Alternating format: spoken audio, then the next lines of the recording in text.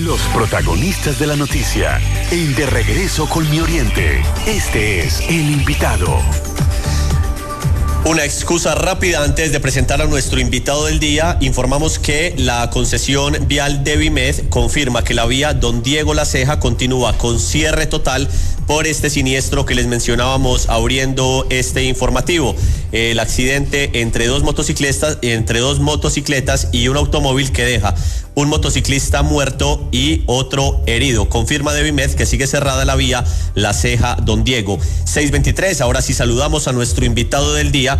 Es el economista Óscar Manco López, doctor en Ciencias Económicas y consultor. Doctor Óscar, buenas tardes, bienvenido a De Regreso. Muy buenas tardes para todos ustedes, muchas gracias por la invitación al programa.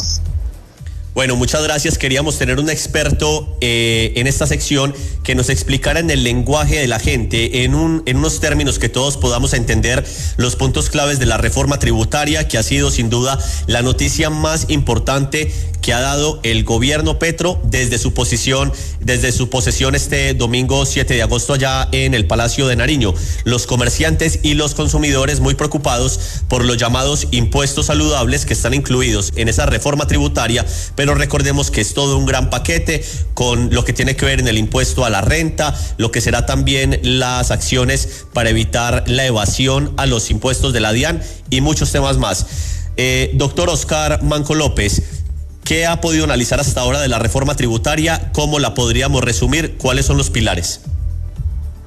Bueno, algo importante de mencionar es que se pretende equilibrar la balanza en términos de recaudo. Colombia tiene, digamos, una especie de deuda, si se quiere, dado que la carga impositiva está muy fundamentada en las empresas. Del total del recaudo, aproximadamente el 80% lo están llevando las empresas, mientras que el 20% se lo llevan las personas naturales. Cuando se hace el contraste con países de la región e incluso bajo las recomendaciones de la OCDE, Colombia debería estar equilibrándose más o menos a un 50-50. Por eso esta reforma es una reforma que pretende de entrada recoger mucho recaudo a partir de las personas naturales, y eso a través de la eliminación de una serie de exenciones que de alguna manera pues permitirían recaudar más por parte, por supuesto, de las personas naturales. En el caso de las empresas, pues hay una serie de elementos importantes que también se deben considerar y se van a considerar relacionados con el tema de ganancias ocasionales y también una serie de exenciones, pero digamos que los fundamentos particularmente radican en estos dos componentes. Ahora bien, hay una situación importante y es que el impuesto al patrimonio se revive. Ya personas que tengan un patrimonio superior a los 2.700 millones de pesos empezarán a pagar una tarifa del 0.5% sobre la base de su patrimonio, y personas que tengan valores superiores a 4.600 millones de pesos en términos patrimoniales pagarían cerca del 1%. Adicional a lo anterior, como usted lo mencionaba, el tema relacionado con los impuestos saludables y también con temas ambientales, pues estaría en este momento jugando un papel importante en vista de que Colombia nunca ha grabado este tipo de elementos relacionados con los alimentos ultraprocesados y alimentos también con exceso componente de azúcar, bajo lo cual pues también pretenden tener un recaudo importante, y en tal sentido pues tendremos impuestos indirectos que sin lugar a dudas afectarán los bolsillos de todas las personas. La misión que tiene el nuevo ministro de Hacienda de Gustavo Petro, el doctor José Antonio Campo, es que esa reforma salga adelante en el Congreso de la República. Por ahora no tenemos un dato exacto de cómo sería.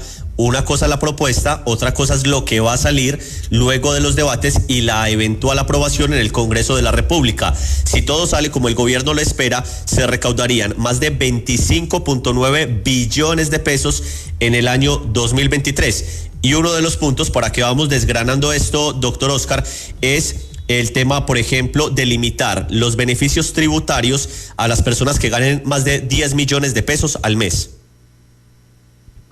Hay una composición que se conoce como composición progresiva, en la medida que vaya incrementando el salario a partir de los 10 millones, 11, 12, 13, 14, se van a ir eliminando de una manera más evidente esa serie de extensiones que existen, relacionadas, por ejemplo, con cuentas AFC, lo que se contribuye, por ejemplo, a salud prepagada y otros elementos que seguramente se van a contemplar, con lo cual en virtud del incremento salarial o el valor salarial de ahí en adelante a partir de los 10 millones, pues permitirían que salarios muy elevados estén contribuyendo mucho más a razón justamente a este tema de la eliminación de las exenciones. Con esto, el gobierno pretende para las personas naturales recaudar poco más de 8 billones de pesos durante el año 2023. Es un elemento, por supuesto, bien agresivo, pero que también a razón de los estudios realizados y, por supuesto, como les mencionaba, el equilibrio que se requiere entre naturales y jurídicos, sin lugar a dudas podrá ser un elemento importante a tener en cuenta en la reforma.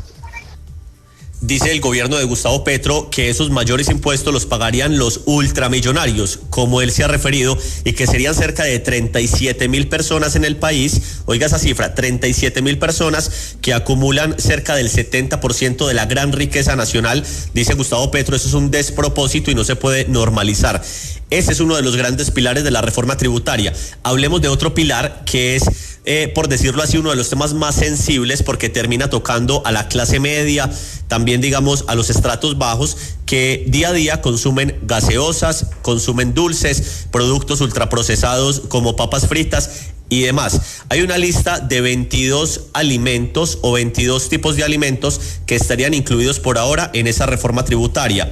Por ejemplo, carne, harina y polvo comestibles, embutidos. Ahí está el famoso tema del salchichón, que comenzaría a ser grabado. ¿Es así, doctor Oscar? Bueno, de hecho, en el borrador de la reforma se habla explícitamente de 3 elementos que hacen parte de la canasta, que son básicamente las butifarras, el salchichón y la mortadela. Habla la reforma de que no se van a grabar esos elementos que hacen parte también de los componentes ultraprocesados. En tal sentido, todo lo demás queda, por supuesto, sujeto de gravamen. Lo que propone el borrador es que estos ultraprocesados, para lo cual entonces sí recaen allí las salchichas, las harinas, las papitas fritas, estarían pagando un valor del 10% sobre lo que se conoce como la base ad valorem, es decir, sobre el valor. Quiere decir que si un paquete de papitas me vale 2.000 pesos, pues me costaría ya 2.200 pesos, pero también hay otros 2 elementos importantes a tener en cuenta. El primero es sobre las bebidas con componente de azúcar. Habla la propuesta de que en 100 mililitros, si se encuentran más de 8 gramos de azúcar, estaría pagando 35 pesos por 8 gramos de azúcar, con lo cual pues encarecerían, por supuesto, este tipo de productos. Y además de lo anterior, hay un impuesto adicional relacionado con el plástico de un solo uso, que se utiliza mucho en este tipo de empaques, que sin lugar a dudas también tendría un efecto importante al final del precio cuando se calcule y cuando se establezca. Menciona que por cada gramo estarían pagando, por cada gramo, el gramaje precisamente de peso del empaquetamiento, estaría pagando cerca de 1.9 pesos, es decir que con base en este valor, pues estaríamos hablando de 2 impuestos importantes sobre este tipo de productos, uno relacionado directamente con su precio y otro relacionado directamente con su empaque, adicional al componente que les mencionaba yo de las bebidas azucaradas, que ya está muy definido, donde la justificación radica en la eliminación o digamos la disminución más bien de las enfermedades asociadas a este tipo de consumos. Doctor Oscar, y yo tengo una pregunta. Si estos impuestos van a los barquillos, las obleas, por ejemplo el arequipe, la base de los postres, ¿cómo afectaría a aquellas personas que normalmente en su economía familiar muchas veces se colaboran vendiendo postres y esto? ¿Esto no afectaría como mucho porque se subirían los precios, influiría en la canasta familiar?